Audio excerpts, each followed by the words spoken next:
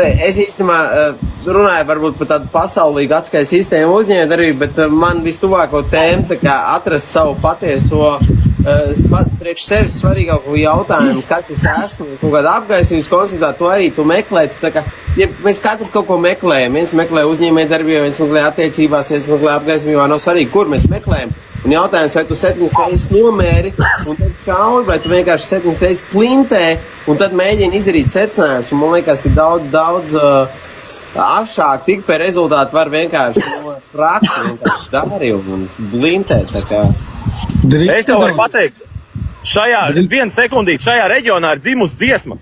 I cross the horizon to find you. Es šķērsoju horizontu, lai atrastu tevi. Jā, un es pateikšu godīgi, es esmu atradzis tevi, ja precīzāk tas ir Fidži. Un runājot par to, ka tu gribi atrast sevi, es šeit atrodu sevi un Fidži.